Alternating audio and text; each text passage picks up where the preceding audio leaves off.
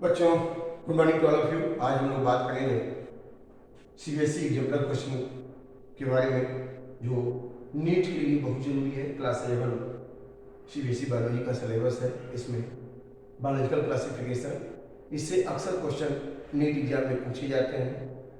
और निश्चित रूप से आपने बायोलॉजी लिया है तो आप चाहेंगे कि हम डॉक्टर बन जाए, बायोटेक्नोलॉजिस्ट बन जाए, तो इसके लिए आपको नीट का एग्जाम देना पड़ेगा, क्योंकि नीट से ही ब्रिटिश साइंस के लिए, एमबीबीएस के लिए, बीएमएस, बीएचएमएस सारी स्ट्रीम के लिए बच्चों का सिलेक्शन होता है। और जब नीट को क्वालिफाई करना है तो आपको यह एग्जामिनर क्वेश्चन जानना जरूरी है। इसके बारे में हम लोग डिस्कस करते हैं। तो पहला क्वेश्चन है, all eukaryotic unicellular organism belongs to. जितने भी यूकैरियोटिक यूनिसेलुलर ऑर्गेनिज्म हैं उनको किस ग्रुप में रखा गया है? तो बच्चों, eukaryotic unicellular, eukaryotic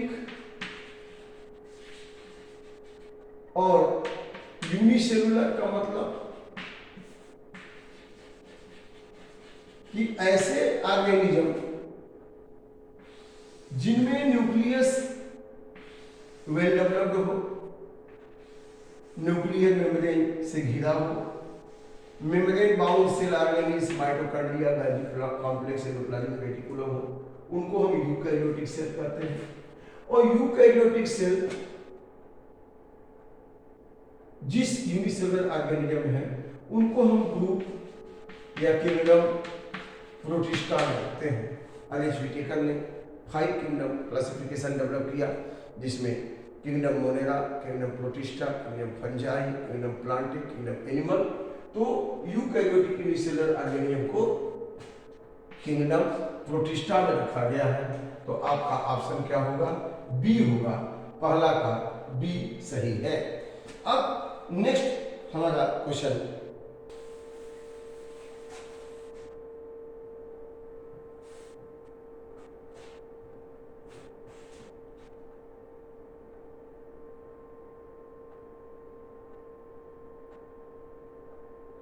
the 5 kingdom system classification was given by. अभी हमने बोला कि 5 kingdom system classification was given by R H. Whittaker. किसने दिया बच्चों? आर.एच. व्हिटेकर ने दिया। इन्होंने पूरे लिविंग ऑर्गेनिज्म को 5 किंगडम में बांटा। कौन कौन? Kingdom Monera, kingdom Protista, kingdom fungi, kingdom Plantae और किंगडम एनिमल। इन्हीं 5 किंगडम में पूरे जीव जगत को, पूरे लिविंग ऑर्गेनिज्म को इन्होंने बांटा। तो 5 किंगडम सिस्टम क्लासिफिकेशन किसने प्रपोज किया बच्चों? आर.एच. व्हिटेकर। आपका फर्स्ट ऑप्शन सही है, आर.एच. व्हिटेकर। नेक्स्ट क्वेश्चन है, organism living in salty area. वो सारे बैक्टीरिया, ऑर्गेनिज्म जो साल्टी एरिया में रहते हैं, जहां पे ज्यादा साल्ट है, तो उनको हम कहते हैं हाइड्रोफाइल्स। साल्टी एरिया में रहने वाले ऑर्गेनिज्म को क्या कहेंगे? Hydrophiles. Hydrophiles means living in salty habitat.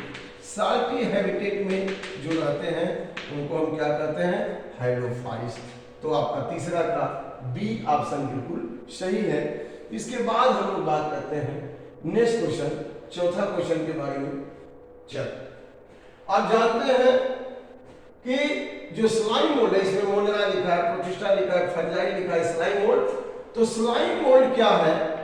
Slime mould फाइसिकुलम, इसमें बहुत सारे न्यूक्लियाई होते हैं और ये सेप्रोफिटिक होता है, ग्रोइंग एंड डिकेइंग मैटर। तो यहां पर इसका आंसर होगा स्लाइम मोल्ड। स्लाइम मोल्ड यह जो है प्रोटिस्टा में रखा गया है।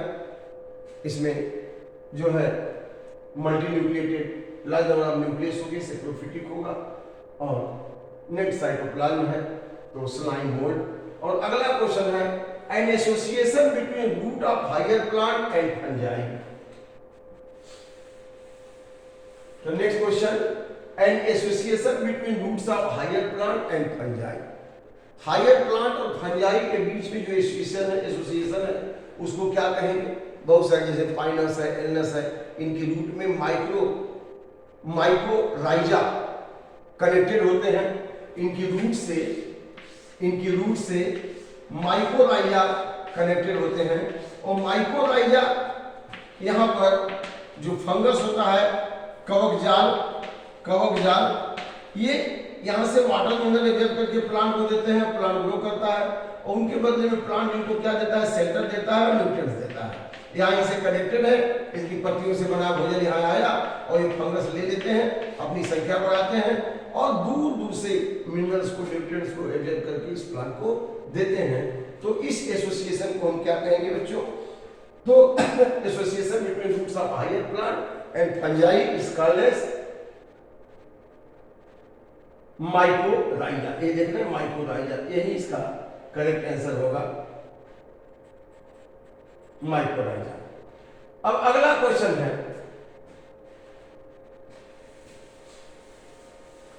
Dikaryon is formed when?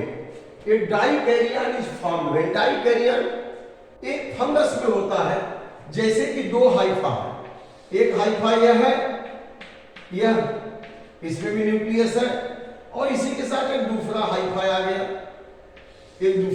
आ गया, तो अब यहाँ पे दोनों हाइफा आपस में जब मिलेंगे तो अगले स्टेज में क्या होगा?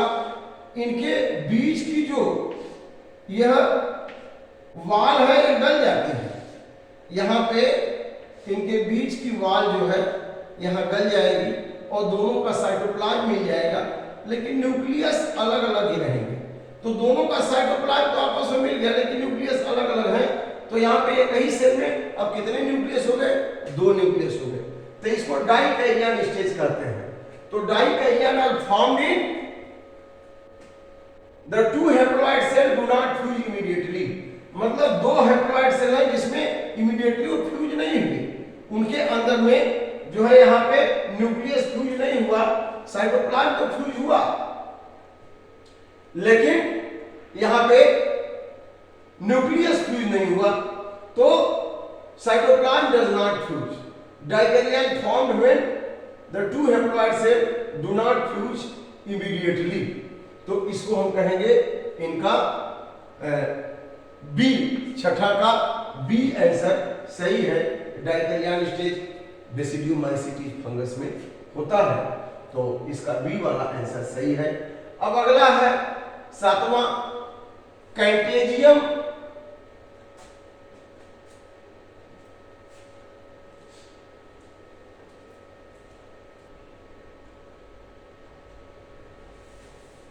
नेक्स्ट क्वेश्चन बच्चों 7, कैंटेजियम बाइबम फ्लूइडम वाज प्रपोज्ड बाय? यहां पे बी ऑप्शन सही है, WM बीजरनिक। यहां पर 7वां क्वेश्चन आपका है कैंटेजियम बाइबम फ्लूइडम वाज प्रपोज्ड बाय, तो बी ऑप्शन इसका सही है, MW बीजरनिक।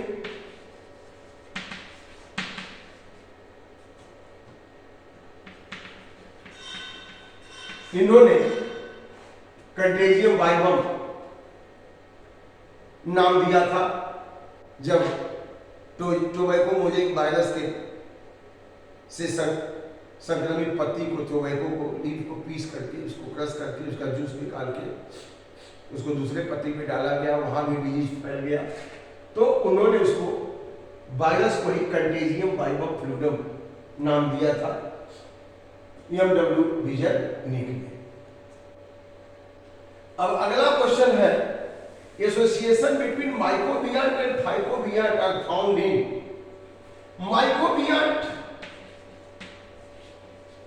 माइकोबियंट किसे कहेंगे? Mycobiont means fungal partner and mycobiont के बाद फाइकोबियंट मींस एल्गल पार्टनर। आप जानते हैं एल्गी ऑटोट्रॉफी का अपना भोजन बना सकता है, ग्रीन, उसमें क्लोरोफिल होता है, लेकिन उसको पानी में रहना पड़ेगा, उसके पास रूट नहीं है, वैस्कुलर टिश्यू नहीं है। और फंगस दूसरी तरफ ये नम भूमि से सड़ी गली चीजों से खुराक ले लेते हैं, एब्जॉर्ब कर लेते हैं, लेकिन अपना भोजन नहीं बना सकते। तो यहां जो एसोसिएशन बिटवीन माइकोबियन एंड फाइकोबियन, यहां पर लाइकेन एक स्ट्रक्चर है, लाइकेन, इसमें एल्गी भी है, cyanobacteria A group of algae, और यहां पे फंगस भी है, mycelium, fungal mycelium and algae. तो एल्गल पार्टनर हो गया एल्गी, ये हो गया एल्गल पार्टनर, और माइसीलियम ये फंगल पार्टनर।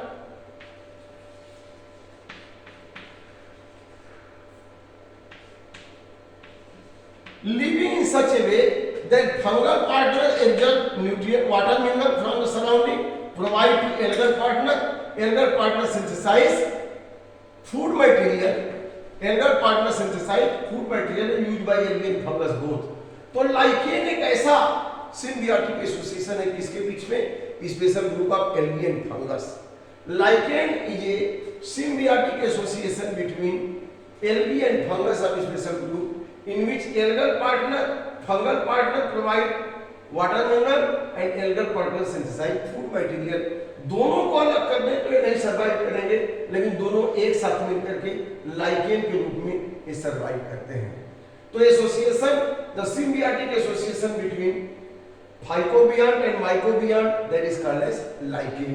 तो आपका 8वां का सी ऑप्शन बिल्कुल सही है। आंसर क्या होगा बच्चों? लाइकेन होगा।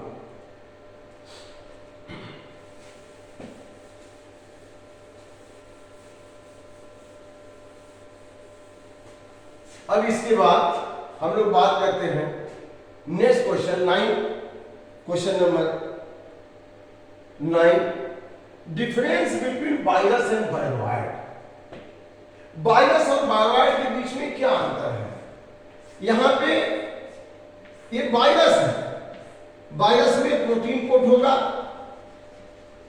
प्रोटीन कोड, और यहां पे जेनेटिक मटेरियल होगा, और डीएनए भी हो सकता है या आरएनए, आरएनए भी हो सकता है, बहुत सारे आरएनए वायरस हो सकता है, डीएनए वायरस है, लेकिन प्रोटीन कोड होगा वायरस में। लेकिन वायरोइड में क्या है? वायरोइड में ओनली जेनेटिक मटेरियल है, वहां पे प्रोटीन कोड नहीं है। तो absence of protein code in viroid but present in virus. तो 9वां का ए ऑप्शन सही है। वायरस में प्रोटीन कोड है, लेकिन वायरोइड में प्रोटीन कोड नहीं होगा। जेनेटिक मटेरियल यहां भी है, जेनेटिक मटेरियल यहां भी है, लेकिन यहां प्रोटीन कोड है, वायरोइड में प्रोटीन कोड नहीं होगा। अब अगला क्वेश्चन है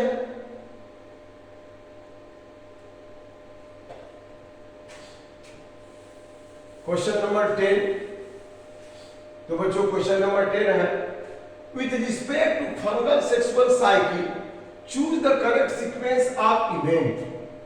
फंगल सेक्सुअल साइकिल में सबसे पहले प्लाज्मेगेमी होगा, तब कैरियोगेमी होगा, तब मियासिस होगा। अभी हमने बताया ना कि सबसे पहले 2 हाइफा आपस में मिलेंगे, यह एक हाइफा है, अब यहाँ पे दूसरा हाइफा हो जाएगा, दूसरा हाइफा हो जाएगा। तो अब ये 2 हाइफा मिले फंगस के, अब दोनों मिले तो बीच में से यहां पे इनका वाल डिजॉल्व हो जाएगा। अब यहां एक अलग है, लेकिन जहां मिले हैं सबसे पहले दोनों का साइटोप्लाज्म मिला, तो इसको प्लाज्मोगेमी कहेंगे, और बाद में जाके इनका न्यूक्लियस आपस में मिलेगा। लेकर क्या मिलेगा बच्चों? जाकर के न्यूक्लियस आपस में मिलेगा। पहले तो साइटोप्लाज्म मिला, न्यूक्लियस अलग अलग है, तो इसको क्या कहेंगे? प्लाज्मोगेमी। एवीएन है प्लाज्मोगेमी। लेकिन अब ये दोनों न्यूक्लियस भी मिल गए, तो ये क्या हो गया? कैरियोगेमी। अब यह डिप्लॉयड हो गया, 2n हो गया, n और n दोनों न्यूक्लियस मिल गए, डिप्लॉयड हो गया। अब अगले स्टेप में क्या होगा? यहाँ पे मियासिस होगा। तो मियासिस करके तब जाके स्पोर बनाएंगे। तो यहाँ पे अब इसमें जो है जाइगोस्पोर बनेगा, इसके बाद मियासिस होगा जाइगोस्पोरेंजियम में, तब स्पोर बनेगा हेप्लोइड। तो सी ऑप्शन आपका सही है, प्लाज्मोगैनी, कैरियोगैनी है, मियासिस। तो फंगल के सेक्सुअल साइकिल में पहले दो मैच्योर हाइफा आपके मिलेंगे आके, अब साइटोप्लाज्म मिक्स हो जाएगा, इसको प्लाज्मोगैनी, इसके बाद न्यूक्लियस दोनों के मिलेंगे कैरियोगैनी, फिर मियासिस डिवीजन होके तब स्पोर बनेंगे, मियासिस होगा।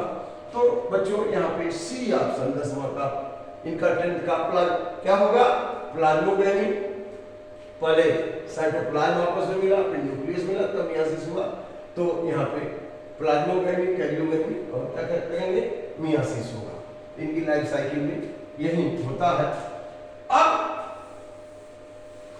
इसके बाद में हम लोग क्या बात करेंगे, वायरस आर, अगर 11 question, virus are non cellular organism but replicate themselves once they infect the host cell, to which of the following kingdom do virus belong. Virus जो है नॉन सेलुलर है, वायरस में क्या है, केवल प्रोटीन कोट है, और चाहे डीएनए चाहे आरएनए जेनेटिक मटेरियल है। यह प्रोटीन कोट है और यह जेनेटिक मटेरियल है। इसमें कोई भी अदर सेल ऑर्गेनिक नहीं है, ये न तो प्रोकैरियोटिक है न यूकैरियोटिक है। तो इनको कुछ किस ग्रुप में रखा गया, न तो मोनरा में रखा जाएगा, न प्रोटिस्टा में, न फंजाई में, नन ऑफ एबव। तो 11वां का कौन सा आंसर सही होगा, D.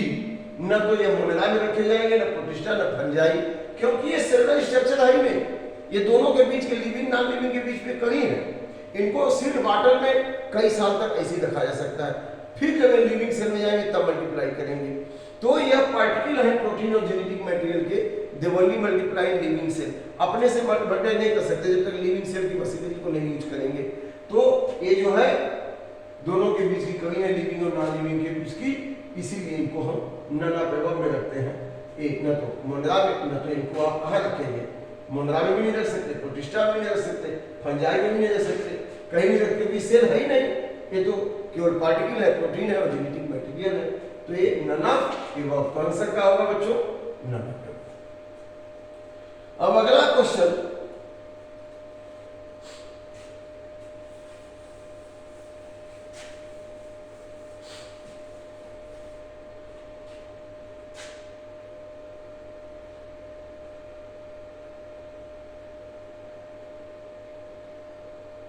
the member of hypomycetes are found in, a member of hypomycetes, hypomycetes is the group of fungi, hypomycetes, ascomycetes, basidiomycetes, diplomycetes, fungus को इन ग्रुप्स में रखा गया है। वो सेप्रोफिटिक होते हैं, कुछ पैरासिटिक भी होते हैं, कुछ नम भूमि में रहते हैं, कुछ सड़ी गली चीजों पे रहते हैं। तो member of hyphomycetes are found in, member of hyphomycete में कौन है, राइजोपस है, राइजोपस है, म्यूकर है, एल्ब्यूगो है। तो एल्ब्यूगो क्या है, यह पैरासाइट भी है। तो मेंबर ऑफ हाइपोमाइसिटी है एक्वेटिक हैबिटेट, एक्वेटिक हैबिटेट में भी होते हैं, ऑन डिकेइंग वुड, सड़ी गली लकड़ियों पे भी उगते हैं fungus, moist and damp places, moist और damp places भी होते हैं, and obligate parasite on the plant, और ये obligate parasite होते हैं। obligate parasite का मतलब कि किसी प्लांट पे अटैक करके, जैसे एल्ब्यूगो क्या है, एल्ब्यूगो सिस्टोपस मस्टर्ड के पत्तियों पे अटैक करता है, वहां डिजीज उत्पन्न करता है, अपने लिए खुराक लेता है। तो इसमें से हम हाइपोमाइसिटीज के फंगस को ऑल ऑफ एबव कर सकते हैं। इसमें से सारा ऑप्शन सही है कि इस ग्रुप के फंगस पैथेटिक हैबिटेट में भी रहते हैं, डिकेइंग वुड पे भी उगते हैं, मॉइस्ट डैम्प प्लेस में रहते हैं, और कुछ ऐसे जो पैरासाइट भी हैं। तो ऑल ऑफ एबव। तो ये रहा बच्चों आज बायोलॉजिकल क्लासिफिकेशन से कुछ बहुत इंपॉर्टेंट क्वेश्चन जो नीट में आने वाले हैं। इनको देखते रहिए, सुनते रहिए, और हमारा लेक्चर वीडियो देखिए, सब्सक्राइब करिए, उसको शेयर करिए, और ज़्यादा से ज़्यादा आपको टॉपिक पे वीडियो मिलेंगे, लेक्चर वीडियो, आप सिलेक्शन पाएंगे नीट में। लेकिन हाँ, आपको मेहनत से पढ़ना पड़ेगा।